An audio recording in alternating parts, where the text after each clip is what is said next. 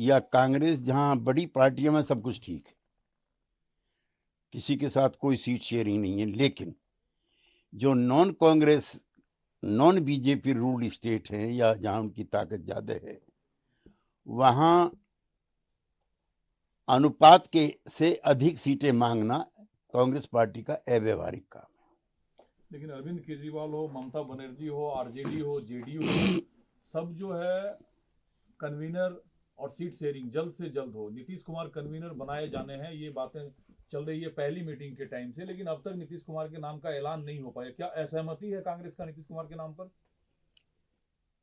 संयोजक वाला सवाल अब हमारे लिए महत्वपूर्ण नहीं है। नीतीश कुमार इसके निर्माता हैं, जो पद संयोजक से बड़ा है, नंबर एक। नंबर दो, कांग्रेस पार्टी को पश्चिमी बंगाल में राष्ट्रपति शासन की मांग नहीं करनी चाहिए। ये बीजेपी के हाथों में खेलने जैसा है। कांग्रेस बीजेपी के हाथों खेल रही है।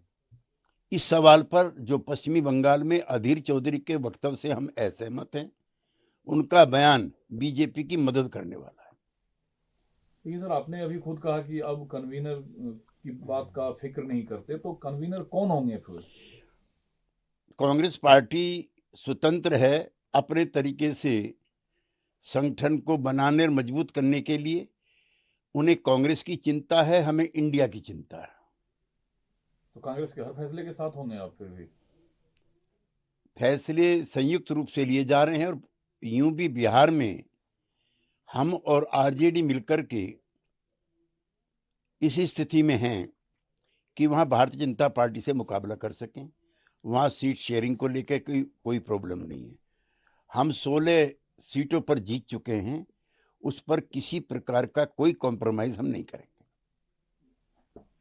तो आरजेडी ठीक है। अगला सवाल सर ये आते हैं कि विधायक चंद्रशेखर जो हैं वो अक्सर बयान देते रहते हैं, राम मंदिर प्राण प्रतिष्ठा कार्यक्रम 22 को होना है। उन्होंने सावित्रीबाई फुले को कोट किया, ज्योतिबा फुले को कोट किया कि मंदिरों में जाने से शिक्षा नहीं मिलता, मंदिरों में जाने से इलाज नहीं हो पाता, शिक्षा जरूरी है, तो क्या वो मंदिर में जाने से मिलेगा?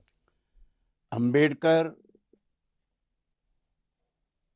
सावित्रीबाई फुले, महात्मा फुले, ये सब हमारे भी महापुरुष हैं, लेकिन राम मंदिर की प्राण प्रतिष्ठा को लेकर के किसी प्रकार की भी अव्यवहारिक और अनुचित टिप्पणी करने से इंडिया के घटक दलों को परहेज करना चाहिए। इससे भारतीय जनता पार्टी का पक्ष मजबूत होता है। बांग्लादेश शेख हसीना चौथी बार फिर सत्ता की कमान संभालने जा रही हैं। पड़ोसी मित्र राष्ट्र होने के नाते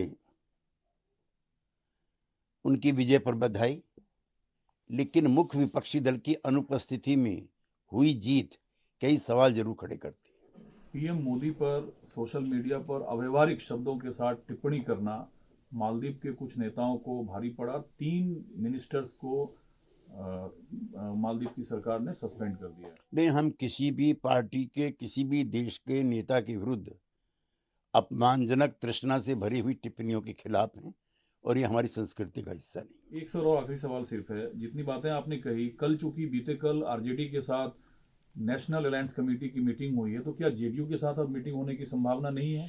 जेडीयू अपना स्टैंड साफ कर चुकी है। जब हम एनडीए छोड़ करके और महागठबंधन में शामिल हुए थे, उस समय हम 16 सीटों पर नंबर 1 थे और 1 सीट पर नंबर 2 थे। लिहाजा कांग्रेस को और वामपंथी दलों को सीट के बंटवारे को लेकर के अगर कोई भी चर्चा करनी है तो वो आरजेडी से करनी है, तो हमसे नहीं। आपने अपनी स्थिति क्लियर कर दी, तो कांग्रेस कितनी सीटों की दावेदारी कर रही है? कांग्रेस प्रवक्ताओं से आप पूछें तो बेहतर।